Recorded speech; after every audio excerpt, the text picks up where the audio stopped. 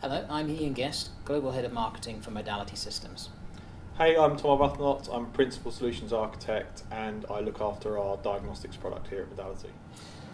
So we've got the virtual static users, we've got the modality stream score, then you've got the way to interrogate the data. Now we use Power BI because of its agility, scalability and what have you. Tell me a little bit more about why we chose that rather over a web-based. Yeah, Power BI is amazing. So I'll be honest, we had a web-based reporting tool and we used Power BI at the start. So we thought we'd build web-based reports and we'd use Power BI for depth analysis. Very quickly, we found that the amount of investment Microsoft are making in Power BI and the flexibility and agility of it quickly became our primary tool, and now it's our only tool really. So it allows us to take millions of rows of data in a SQL data warehouse and slice and dice them in a very proactive, agile way. So we can filter to region, we can filter to site, we can filter to subnet, we can filter on scoring, we can filter on real metrics, we can filter on different AD fields, and it gives us this way to take big sets of data and give customers very simple reports to say, go to this report, we're going to rank all your subnets by packet loss. Like, these are the top 3 subnets by packet loss over 1,000 calls. That's where you should focus your retention network team.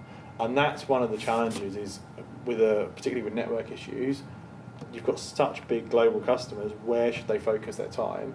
So we can take the methodology and say, to make the most impact, to get the most bang for your buck, filter on over 1,000 calls and filter on poor calls and go and solve that problem first. Like, that's the biggest way to impact your performance, and that's the methodology. We just keep continuously pushing and pushing, and what you find is there are some big problems to solve, but also there are transient problems. So Power BI gives us reporting over time, so we can see, well, the virtual static users have started dipping in this region or dipping on this subnet. So we can go back to the network team and say, look, something's going on here. We were scoring 7s and 8s, and now we're on 4s and 5s. Something has changed here. Can you help us out, basically? That's quite key because that's trending data rather than just snapshot in time data. Yes.